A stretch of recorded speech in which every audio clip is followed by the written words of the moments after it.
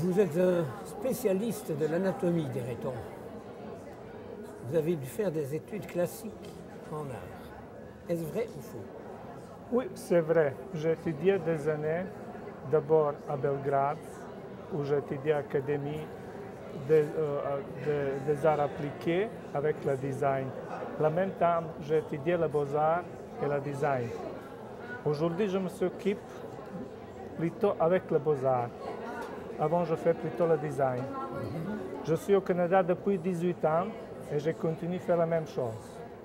On peut dire à peu près 35, 40 ans, je fais la même chose parce que j'ai commencé mes études avec 15 ans. Anatomie, vous m'avez bien demandé. C'est vrai, j'étudiais beaucoup anatomie parce que c'était obligatoire en académie. Des années anatomie. Chaque matin, nous avons dessiné, fait la peinture. Et après-midi, nous avons additionné le travail avec le modèle vivant. Des modèles vivants. C'est ça, toujours, chaque jour, 5 ans d'académie, spécialisation. Après Belgrade, j'ai spécialisé à Paris où j'ai spécialisé la gravure, la technique qui existe depuis des siècles, la forte, la lithographie. Et je suis très content parce que j'avais la chance, j'ai gagné la bourse du gouvernement français et je profitais bien avant, j'ai visité le Paris, j'ai visité beaucoup le musée. Je pense que j'ai appris beaucoup à cette époque-là. Et vous restez combien de temps? Vous êtes resté combien de temps à Paris? J'étais un an. Tout le temps j'ai étudié, chaque jour, le matin, je travaillais dans un studio pour les gravures 63, c'est Madame Joël Serre. Après-midi, je visitais le musée, le soir, on était au cinéma. Est-ce que vous ne faites que de l'anatomie et du portrait? Moi, je fais tous les sujets. Présentement, vous pouvez voir, je fais beaucoup le personnage. Mais je fais le paysage aussi, tous les sujets. Tous les sujets, tous les sujets. C'est comme les grands maîtres. Je viens un article de Rubens, il a dit que Rubens était capable de peindre tous les sujets. Il faut être très large.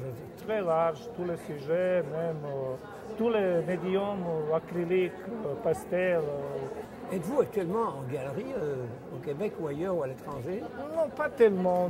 Pas tellement. Je me s'occupe moi-même avec mes travaux.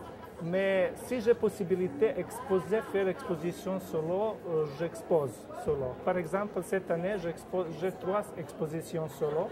La première était à Granby, qui a fini il y a quelques jours. C'était une galerie boréale. C'est une très belle galerie, un bon espace propre. J'ai exposé 34 tableaux et je suis très très content parce que je pense que c'est une des meilleures expositions. En septembre, je vais exposer à Magog. Oui. Chez Création, aussi exposition solo, et en novembre à Montréal, dans la Galerie Avenue. C'est comme ça que je collabore avec les galeries. On fait exposition, la meilleure chose. C'est tout, oui. C'est tout. Mais combien de symposiums faites-vous par année? Pas beaucoup, pas beaucoup. 3 à 4 symposiums parce que ça prend quand même beaucoup d'énergie. Et j'ai choisi toujours la meilleure. Comme ici, vous choisissez les meilleurs. Oui. Quelque chose comme ça. C'est un fait qu'ici, c'est particulièrement bien organisé. C'est une très bonne exposition, comme Bécomo. Peut-être il y a encore quelque chose, mais je pense qu'il ne faut participer partout. Ça prend trop d'énergie, trop de temps. Mais vous savez, beaucoup, on peut dire plutôt ces rencontres d'artistes. Est-ce que vous recevez des gens chez vous, dans votre atelier? Oui. Moi, j'ai oublié de vous dire, j'enseigne aussi. Je m'occupe avec. J'enseignais beaucoup à Belgrade. Okay. En académie, j'étais un professeur. J'enseignais bien et aujourd'hui, j'ai mes étudiants partout dans le monde qui sont professionnels comme moi.